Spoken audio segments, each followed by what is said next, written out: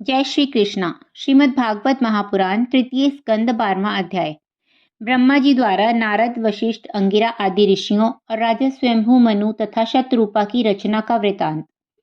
मैत्रेय ऋषि बोले, हे विदुर जी, तत्पश्चात ब्रह्मा जी ने नारद, वशिष्ठ, अंगिरा आदि ऋषियों को प्रकट किया।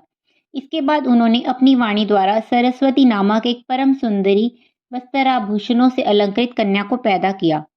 उस सुंदर कन्या को देखते ही ब्रह्मा जी श्री नारायण जी की माया से उस पर मोहित हो गए और उसके साथ भोग करने की अभिलाषा करने लगे। उस समय नारद, अंगिरा इत्यादि ऋषियों ने ब्रह्मा जी को अधर्म करने पर उद्यत देखकर कहा, हे पितामह, आप समस्त सृष्टि के गुरु हैं। यदि आप ही ऐसे कार्य करेंगे तो अन्य संसारी प्राणी भी यह सुनकर आपका ही अनुसरण करने लगेंगे। अतः आपको अपनी कन्या के साथ भोग करने की इच्छा त्याग देनी चाहिए। इस तरह अपने पुत्रों द्वारा समझाने पर ब्रह्मा जी को ज्ञान प्रकट हुआ। तब उन्होंने लज्जित हो अपनी वह देह त्याग कर दूसरी देह धारण की। उस समय ब्रह्मा जी के मृतक देह से जो अंधकार सा उठा वह जगत में कुहरे के नाम से प्रसिद्ध हुआ, जो प्रातःकाल के समय दिखाई देता है। उसके पश्चात ब्रह्मा जी ने अपने चारों मुखों से 4 वेद उत्पन्न किए तथा वास्तु विद्या, वैदिक शास्त्र, यज्ञ तथा दान का विधान और संगीत शास्त्र से ये 4 विद्याएं और ब्रह्मचर्य, गृहस्थ, वानप्रस्थ एवं संन्यास इन चारों आश्रमों की उत्पत्ति की। तदुपरांत वह ब्रह्मा जी ने जब यह सोचा कि अकेले मेरे द्वारा ही जीवों की वृद्धि नहीं हो सकती है, तब उन्होंने अपने दाहिने अंग से स्वयंभू मनु नाम के एक पुरुष और बाएं अंग से शतरूपा नाम की एक स्त्री की उत्पत्ति की। उन दोनों का विवाह कर देने के पश्चात उन्हें यह आज्ञा दी कि तुम मैथुन द्वारा मनुष्यों की उत्पत्ति करो। उस समय ब्रह्मा जी की आज्ञा सुनकर स्वयंभू मनु बोले, हे पिताजी, मैं आपकी कृपा से बहुत से मनुष्य पैदा करूंगा, परंतु उनके रहने के लिए स्थान चाहिए, अतः आप इसका उपाय करें। स्वयंभू मनु की यह बात सुनकर ब्रह्मा जी बोले, अच्छा, तुम सबसे पहले श्री नारायण जी का तप करो, फिर मनुष्यों की उत्पत्ति करना। तब तक मैं उन लोगों के रहने के लिए स्थान का प्रबंध करता हूँ। 13वां अध्याय। ब्रह्मा जी द्वारा स्थान प्राप्ति के लिए श्री नारायण जी की स्तुति करना एवं नारायण जी का बाहर अवतार धारण कर पृथ्वी को पाताल से लाना। मैत्रेय जी बोले, हे विदुर, जब स्वयंभू मनु ने पृथ्वी के प्रकट होने की इच्छा की, उस समय ब्रह्मा जी आदि पुरुष श्री नारायण जी का स्मरण करते हुए इस प्रकार प्रार्थना करने लगे, हे प्रभु, आपकी कृपा के बिना किसी जीव का कोई कार्य सिद्ध नहीं होता। आप जिसके ऊपर अपनी कृपा रखते हैं वही अपने मनोरथ को प्राप्त कर सकता है। हे नाथ, मैं आपकी आज्ञा पाकर जीवों की रचना कर रहा हूँ, परंतु वे लोग किसी आधार के बिना किस प्रकार ठहर सकेंगे, यही चिंता मुझे सता रही है। अब आप मुझे जो आज्ञा दें मैं उसी के अनुसार कार्य करूं। इस प्रकार जब ब्रह्मा जी ने स्तुति की, उस समय श्री नारायण जी ने उन्हें ध्यान में दर्शन देकर इस तरह कहा, हे ब्रह्मा, तुम चिंता मत करो, मैं अवतार धारण कर जीवों के रहने के लिए पृथ्वी ला दूंगा। इतना कहकर श्रीहरि अंतर ध्यान हो गए।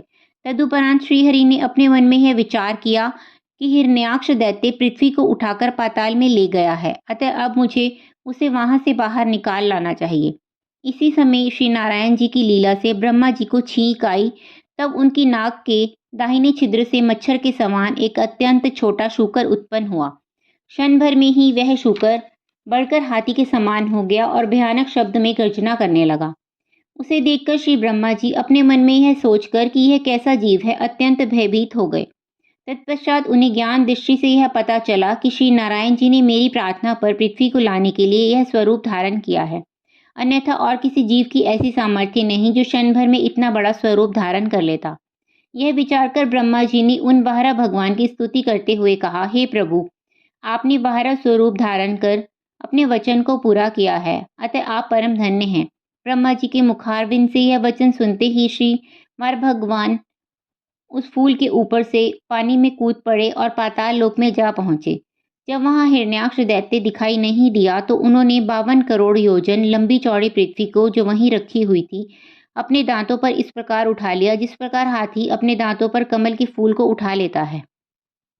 जिस समय वे पृथ्वी को उठाकर वहां से चले, उसी समय मार्ग में ही हिरण्याक्ष दैत्य से उनकी भेंट हो गई, जो अत्यंत बलवान था। उससे युद्ध करने की शक्ति किसी और देवता में ना थी। श्री वार भगवान ने उस दैत्य का वध करके पृथ्वी को जल से बाहर निकाला तो पृथ्वी को देखकर ब्रह्मा जी अत्यंत प्रसन्न होकर वारा भगवान की स्तुति करने लगे और कहने लगे, हे शरणागत प्रभु, जिस प्रकार आप पृथ्वी को पानी से बाहर निकाल कर लाए हैं, उसी तरह अब आप दया कर इसे पानी के ऊपर स्थित कर दीजिए। तब सब जीव इस पर आनंद से निवास करते हुए यज्ञ हवन आदि शुभ कर्म कर सकेंगे। जिस समय वारा भगवान ने पृथ्वी को उस पानी के ऊपर रखा तो वह मिट्टी होकर गलने लगी। उस समय उन्होंने उसे अपनी कुछ शक्ति देकर जल के ऊपर स्थित कर दिया। तत्पश्चात ब्रह्मा जी द्वारा पैदा हुए वशिष्ठ, अंगिरा आदि श्रीहरि का ध्यान, कीर्तन, यज्ञ हवन आदि करते हुए पृथ्वी पर रहने लगे। 14वां अध्याय। दिति के गर्भ में जय विजय के वास की कथा का वर्णन। श्री शुकदेव जी बोले, हे परीक्षित, इतनी कथा सुनकर विदुर जी ने मैत्रेय ऋषि से पूछा, हे ऋषि श्रेष्ठ, हिरण्याक्ष और हिरण्यकश्यप नामक दैत्य को मारने के लिए श्री पर ब्रह्म प्रभु ने स्वयं अवतार क्यों धारण किया, सो सब हाल सुनाने की कृपा करें। ये सुनकर मैत्रेय जी बोले, हे विदुर जी, हिरण्याक्ष और हिरण्यकश्यप नामक दैत्य बैकुंठ के द्वारपाल जय विजय अवतार थे, अतः उन्हें श्री नारायण जी के अतिरिक्त अन्य कोई नहीं मार सकता था। ब्रह्मा जी के पुत्र कश्यप की 2 पत्नियां थी, एक का नाम दिति एवं दूसरी का नाम अदिति था। अदिति के पुत्र देवता तथा दिति के पुत्र दैत्य हुए। जिस समय देवता इंद्रासन का उपभोग कर रहे थे, उस समय दिति ने अपने पुत्रों को राजगद्दी प्राप्ति की कामना से कश्यप जी की अधिक सेवा करना प्रारंभ कर दिया। वह यह चाहती थी कि कश्यप जी प्रसन्न होकर उसे कोई ऐसा बलवान पुत्र दें जो देवताओं से राज्य छीनकर स्वयं इंद्रासन का स्वामी बने। अतः एक दिन दिति अपने पति को प्रसन्न देखकर उनसे बोली, हे प्राणेश्वर, मेरी अभिलाषा है कि मेरे गर्भ से ऐसे शूरवीर पुत्र पैदा हों जो युद्ध में अदिति के पुत्रों को परास्त करके इंद्रासन प्राप्त करें। हे विदुर जी, देवतागण धर्मात्मा और ज्ञानवान थे, अतः कश्यप जी हृदय से उनके पराजय नहीं चाहते थे, परंतु दिति की सेवा से प्रसन्न होने के कारण उन्होंने उनका मनोरथ पूर्ण होने का वरदान दे दिया। तत्पश्चात एक दिन जब दिति ऋतु स्नान से शुद्ध हुई, तब वह संध्या के समय भोग करने की इच्छा से अपने पति कश्यप जी के पास पहुंचकर इस प्रकार कहने लगी, हे देव, मेरी सौत अदिति के पुत्र जो स्वयं इंद्रासन का सुख भोग रहे हैं, मेरे हृदय को दुख पहुंचाते रहते हैं। उनका उत्कर्ष मुझसे नहीं सहा जाता, अतः आप कृपा कर मेरी चिंता दूर कीजिए। दिति के ये वचन सुनकर मरीचि के पुत्र कश्यप ने इस प्रकार कहा, हे दिति, मैं इस समय तेरे साथ मैथुन नहीं कर सकता, क्योंकि सायंकाल में 4 घड़ी रात बीतने तक और प्रातःकाल से पूर्व 4 घड़ी रहने तक का समय श्री परम प्रभु परमात्मा के स्मरण करने का समय है। अतः यह समय प्राणी को अन्य कोई कार्य नहीं करने चाहिए। इस समय श्री शिव पार्वती वृषभ पर सवार होकर जगत में सर्वत्र भ्रमण करते हैं, इसलिए इन समयों में मनुष्य को परमात्मा के भजन तथा ध्यान के अतिरिक्त अन्य कोई कार्य नहीं करना चाहिए। हे दिति, इसलिए तू 4 घड़ी तक शांति ग्रहण कर, जिससे यह श्री नारायण जी के भजन का समय व्यतीत हो जाए। इसके पश्चात मैं तेरी इच्छा पूर्ण कर दूंगा। कामदेव के मद में मदमाती दिति कश्यप जी के समझाने पर भी नहीं मानी और वह लज्जा को त्याग कश्यप जी के वस्त्र पकड़कर हट पकड़ उठी। तब कश्यप जी ने विवश होकर उसकी इच्छा पूरी की। तदुपरांत उन्होंने दिति से कहा, हे दिति, इस समय तूने जो अधर्म किया है, इस अपराध के कारण ब्राह्मण, ऋषि मुनि एवं समस्त प्राणियों को कष्ट देने वाले 2 पुत्र तेरे गर्भ से जन्म लेंगे। उन्हें कोई भी देवता, दैत्य अथवा मनुष्य युद्ध में नहीं जीत सकेगा तथा श्री नारायण जी स्वयं अवतार धारण करके उनका संहार करेंगे। कश्यप जी के यह वचन सुनकर दिति अत्यंत उदास हो गई। तत्पश्चात वह हाथ जोड़कर इस प्रकार कहने लगी, हे स्वामी, मेरी इच्छा तो केवल इतनी ही थी कि मेरे पुत्र देवताओं को जीतकर इंद्रपुरी के राज्य सुख का उपभोग करे। मैं ऐसे अधर्मी पुत्रों को लेकर क्या करूंगी। दिति के यह शब्द सुनकर तथा उसे अत्यंत उदास देखकर कश्यप जी ने कहा, हे दिति, अब कुछ नहीं हो सकता। मैंने तुझसे पहले ही मना किया था, परंतु जब तूने मेरी बात नहीं मानी, फिर भी मैं यह वरदान देता हूँ कि तेरा एक पौत्र परम भक्त, ज्ञानी तथा तपस्वी होगा। उसके नाम का स्मरण करके संसारी जीव भव सागर से पार उतर जाएंगे।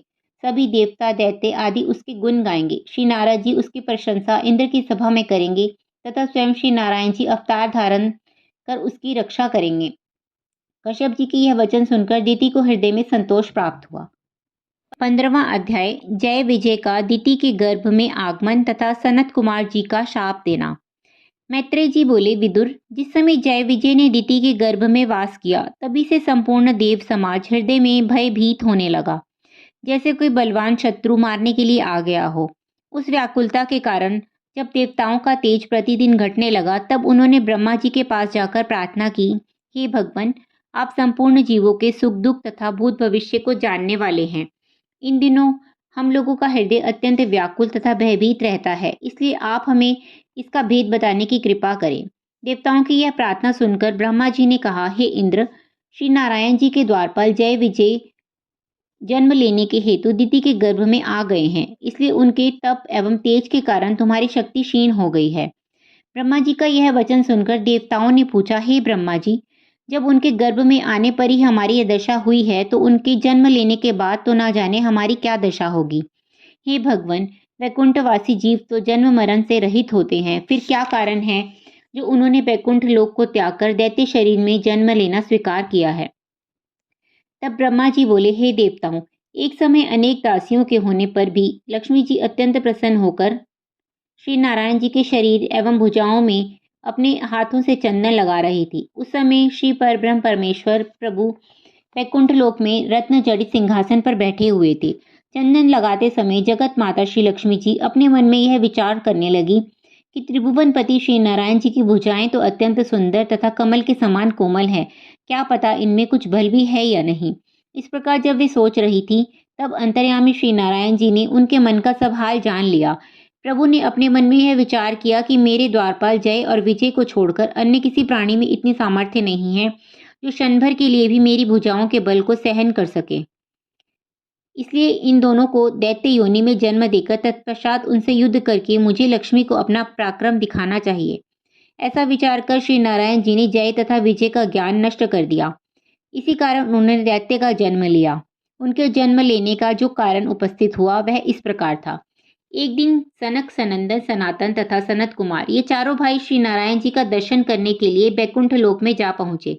इन्हें किसी भी समय कहीं भी जाने में कोई रोक टोक नहीं थी, परंतु उस दिन परमेश्वर की इच्छा से यह हुआ कि जिस समय वे 7वीं ड्योढ़ी पर पहुंचे, उस समय चतुर्भुज स्वरूपधारी द्वारपाल जय तथा विजय ने इन्हें यह कहकर भीतर जाने से रोक दिया कि श्री नारायण जी की आज्ञा के बिना आपको भीतर जाना उचित नहीं है। जय विजय द्वारा कहे गए इन शब्दों को सुनते ही श्री सनत कुमार जी ने अत्यंत क्रोध कर कहा, हे मूर्खों, वैकुंठनाथ श्री नारायण नाथ जी ने हम लोगों को भीतर जाने के लिए कभी मना नहीं किया होगा, क्योंकि वे ब्राह्मणों का सम्मान दूसरों की अपेक्षा अधिक करते हैं। यह सब तुम्हारी दुष्टता है जो तुम हमें इस प्रकार रोक रहे हो। यद्यपि वैकुंठ लोक में किसी को काम, क्रोध, लोभ, मोह आदि नहीं व्यापते, परंतु आज तुमने हमारा अपमान करके हमें क्रोध दिलाया है, इसलिए हम यह चाहते हैं कि तुम दोनों काम, क्रोध, लोभ, मोह आदि से भरे मृत्यु लोक में जाकर दैत्य योनि में जन्म ग्रहण करो। इस शाप को सुनते ही जय विजय का अहंकार नष्ट हो गया। तब वे अपनी भूल पर पश्चाताप करते हुए श्री सनत कुमार जी के चरणों में गिर पड़े तथा इस प्रकार कहने लगे, हे प्रभु, अब हमें अनुभव हुआ है कि हमारे बुरे दिन आ गए हैं, इसलिए हमसे ऐसा महान अधर्म बन गया है। हे प्रभु, हमारा अपराध क्षमा करते हुए यह बताने की कृपा करें कि दैत्य योनि से हमारा उद्धार किस प्रकार होगा। उनके ऐसे दीन वचन सुनकर श्री सनत कुमार जी ने कहा, जय विजय, आज हमारे स्वभाव में ना जाने किस लिए क्रोध का प्रवेश हो गया, यह हमें स्वयं नहीं मालूम, परंतु तुम्हें इतना स्मरण रखना चाहिए कि हमारा शाप मिथ्या नहीं हो सकता है। इसलिए तुम दोनों भाई 3 बार माता के गर्भ से जन्म लेकर दैत्य योनि को प्राप्त करोगे तथा तीनों ही बार भगवान श्री त्रिलोकीनाथ जी सगुण अवतार ग्रहण कर तुम्हारा उद्धार करेंगे। तदुपरांत तुम फिर बैकुंठ में आकर अपने पद को प्राप्त कर लोगे। जिस समय श्री सनत कुमार जी जय विजय से इस प्रकार वार्तालाप कर रहे थे, उसी समय भगवान श्री त्रिलोकीनाथ जी उनके आगमन का समाचार पाते ही लक्ष्मी जी सहित नंगे पांव स्वागत करने के लिए द्वार पर आ पहुंचे। उन्होंने श्री सनत कुमार जी के चरणों पर गिरते हुए कहा, हे प्रभु, इन द्वारपालों से अत्यंत अपराध बन पड़ा है जो इन्होंने आपको मेरे पास आने से रोक दिया था। मेरी पत्नी लक्ष्मी तो आपसे कुछ पर्दा करती ही नहीं थी, क्योंकि स्त्री को पर्दा करना केवल अधर्म के स्थान पर ही आवश्यक है। फिर भी जो इनसे अपराध हुआ उनके लिए मैं बारंबार क्षमा मांगता हूँ। श्री नारायण जी के इस विनम्र व्यवहार को देखकर श्री सनत कुमार जी ने मन में विचार किया कि देखो, श्री नारायण जी कितने नम्र हैं कि जिन त्रिलोकीनाथ के चरण कमलों का ध्यान ब्रह्मा तथा शिव आदि देवता एवं नारद आदि ज्ञानी ऋषि मुनि अपने हृदय में धरते हैं तथा जिनकी कृपा पाकर भवसागर से पार उतरते हैं, जो तीनों लोकों के स्वामी तथा उन्हें उत्पन्न करने वाले हैं, वे ही ऐसे दीन वचन सुना रहे हैं। इनका ब्रह्मण्य देव नाम वास्तव में सार्थक है, क्योंकि ये सदैव ब्राह्मणों का सम्मान करते हैं। यदि ऐसी बात ना होती तो हम जैसे दरिद्र ब्राह्मण पर इतनी कृपा किस लिए दिखाते। ये जो ब्राह्मणों पर इस प्रकार कृपा रखते हैं, उनका वास्तविक कारण यही है कि संसारी लोग भी श्री दीनानाथ जी का अनुकरण कर ब्राह्मणों की सेवा तथा सम्मान करें। इस प्रकार विचार करने के बाद श्री सनत कुमार जी हाथ जोड़कर श्री नारायण जी से बोले, हे त्रिलोकीनाथ, मैंने क्रोध के वश हो आपके सेवकों को शाप दे डाला है, इसलिए आप कृपा कर मेरे अपराध को क्षमा करें। हे भगवान, आप मुझे अपने चरणारविंदों की भक्ति प्रदान कीजिए, जिससे मुझे फिर कभी क्रोध ना आए और मेरे द्वारा किसी भी जीव को कष्ट ना पहुंचे। 16वां अध्याय। भगवान नारायण द्वारा श्री सनत कुमार जी का सम्मान। मैत्रेय ऋषि बोले, हे विदुर जी, सनत कुमार जी के ऐसे वचन सुनकर श्री नारायण जी कहने लगे, हे महात्मन, आपने द्वारपालों को शाप देकर बहुत ही उचित कार्य किया है, क्योंकि इस भय से अब कोई मनुष्य ऋषि मुनि एवं ब्राह्मणों की निंदा नहीं करेगा। अगर कोई इनका अपमान करेगा तो वह नरकगामी होगा। आप ब्राह्मण एवं ऋषि मुनि मेरे इष्ट देव हैं। यह आपके चरणारविंदों की रज का ही प्रताप है कि लक्ष्मी परम चंचला होती हुए भी मेरी दासी बनकर सदैव मेरे साथ ही रहती हैं। मैं ब्राह्मणों को अपने शरीर, लक्ष्मी तथा बैकुंठ से भी ज्यादा प्यारा एवं बड़ा समझता हूँ।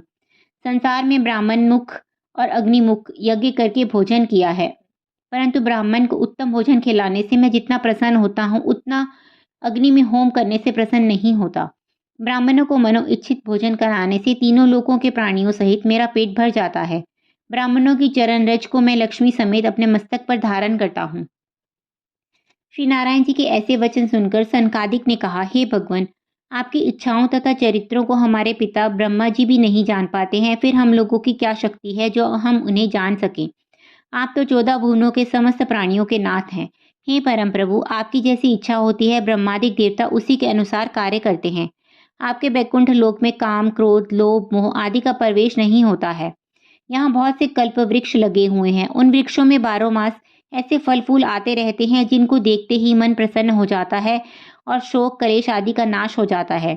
यहाँ सुंदर हंस, मोर आदि पक्षी अनेक प्रकार की मधुर वाणी बोलते रहते हैं और स्वर्ण निर्मित भवन सुंदर रत्नों से जड़े हुए हैं।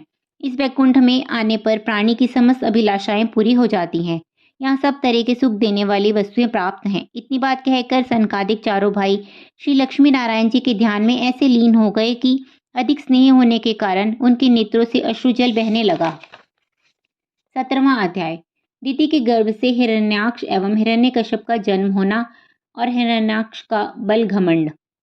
मैत्रेय ऋषि बोले, हे विदुर जी, सनकादिकों के चले जाने के बाद भगवान के द्वारपाल जय विजय अपने हृदय में शाप मुक्त होने की कामना लिए श्री नारायण जी के आगे खड़े रहे।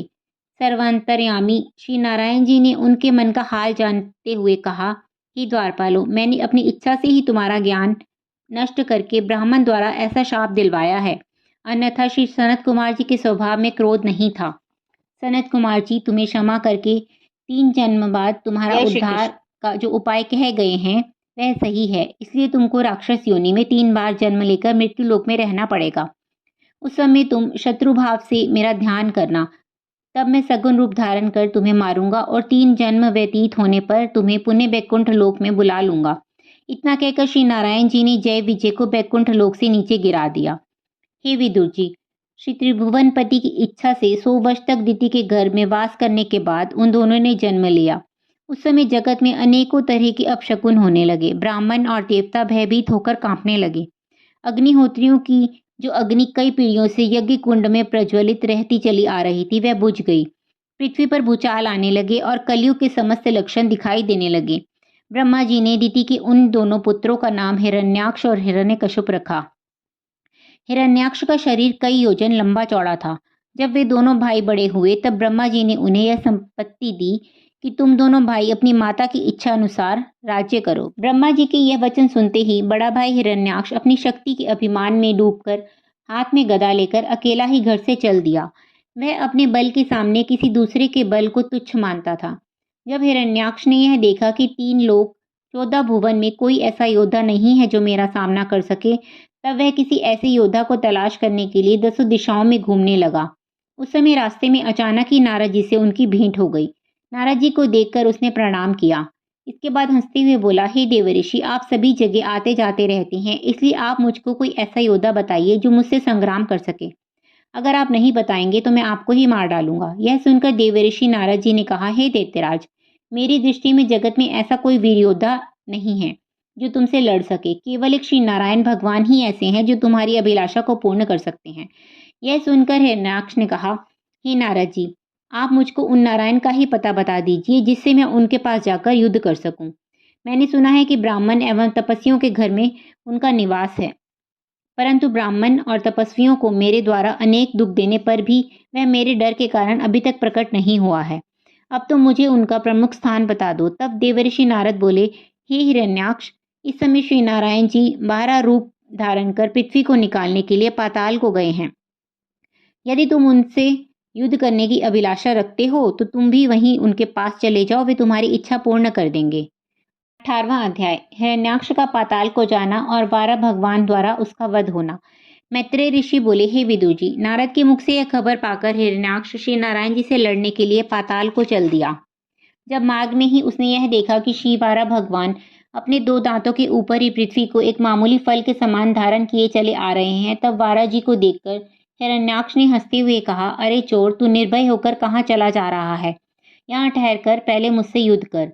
अब तक मैंने वाहरा स्वरूप पृथ्वी पर ही देखा था, परंतु आज मुझे आश्चर्य है कि मैं उसे जल में भी देख रहा हूँ। क्या तू मेरा डर नहीं करता, जो मेरे पितामह की छाती इस पृथ्वी को, जिसे हमने पाताल में रखा था, इस तरह चुरा कर लिए जाता है? अब मेरे हाथों से तेरी जान किसी तरह नहीं बचेगी। अब मैंने जान लिया कि नारायण तेरा ही नाम है। तूने ही अनेकों बार अवतार धारण कर मेरे दैत्य बंधुओं का संहार किया है। अतः आज मैं तेरे प्राण लेकर उन सबका बदला चुकाऊंगा। इसके बाद मैं उन साधु महात्माओं एवं ऋषि मुनियों को भी मार डालूंगा जिनके द्वारा किए गए यज्ञ, हवन, जप, तप आदि से तुझको शक्ति प्रदान होती है। हिरण्याक्ष के इस प्रकार दुर्वचनों को सुनकर श्री नारायण जी कुछ देर तक इसलिए नहीं बोले कि दुर्वचन बोलने से आयु, तेज तथा बल कम हो जाता है। जब वारा जी ने यह जान लिया कि दुर्वचन कहने के कारण हिरण्याक्ष का बल एवं तेज क्षीण हो गया है, तब वे अपनी माया द्वारा पृथ्वी को जल पर रखकर उससे इस प्रकार कहने लगे, हे हिरण्याक्ष, वास्तव में मैं जल का ही शूकर हूँ, परंतु मैं तुझ जैसे सिंह बनने वाले गांव के कुत्तों की खोज में सदैव घूमा करता हूँ। जिसकी मृत्यु समीप आ जाती है उसे भले बुरे का विचार नहीं आता। यदि यह पृथ्वी तेरे पूर्वजों की छाती है और तू अपने को महापराक्रमी योद्धा समझता है, तो देख, मैं इस पृथ्वी को लिए हुए तेरे सामने खड़ा हूँ। इसलिए अब तू पहले मेरे ऊपर अपनी गदा का प्रहार कर ले, तब मैं तेरे ऊपर अपनी गदा का प्रहार करूंगा। तूने यह बात भी सत्य ही कही है कि मैंने सहस्त्रों बार अवतार लेकर तेरे बंधुओं को मारकर पृथ्वी का भार उतारा है। यही अवस्था तेरी भी होने वाली है। श्री वारा जी द्वारा कहे गए इन वचनों को सुनकर हिरण्याक्ष ने अत्यंत क्रुद्ध हो उनके ओर अपनी गदा का प्रहार किया। उस समय श्री वारा भगवान ने अपनी गदा को बीच में ही रोक दिया तथा लौटकर अपनी गदा का वार उसके ऊपर कर दिया। इस प्रकार दोनों ओर से गदा युद्ध होने लगा। जब लड़ते लड़ते संध्या काल होने को आया, उस समय ब्रह्मा जी ने श्री वारा भगवान के निकट पहुंचकर इस प्रकार प्रार्थना की, हे प्रभु, आप हिरण्याक्ष को मारने में विलंब क्यों कर रहे हैं? आप इस अधर्मी को शीघ्र मारकर देवताओं का भय दूर कीजिए। हे नाथ, आपके अतिरिक्त अन्य कोई भी इस दुष्ट को नहीं मार सकता। ब्रह्मा जी द्वारा इस प्रकार स्तुति किए जाने पर श्री नारायण जी ने हिरण्याक्ष को लक्ष्य करके गदा का एक ऐसा प्रहार किया कि जिसके लगते ही तुरंत ही उसकी मृत्यु हो गई। उसके मरते ही देवतागण प्रसन्न होकर श्री वारा भगवान पर पुष्प वर्षा करने लगे तथा अपना मनोरथ पूर्ण हुआ जानकर आनंद के बाजे गाजे बजाने लगे।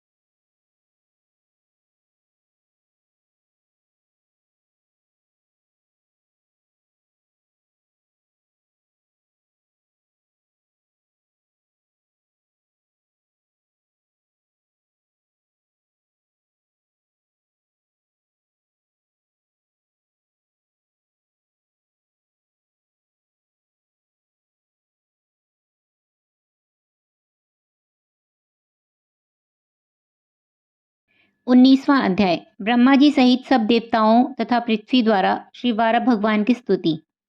मैत्रेय जी ने कहा, हे विदुर, जिस समय हिरण्याक्ष मारा गया उस समय सब देवताओं सहित ब्रह्मा जी ने श्री वारा भगवान के समीप आकर उनकी इस प्रकार से स्तुति की, हे अनादि पुरुष वाराह जी, आपने देवताओं, ब्राह्मण एवं यज्ञ आदि की रक्षा करने के निमित्त इस पापी हिरण्याक्ष का संहार किया है।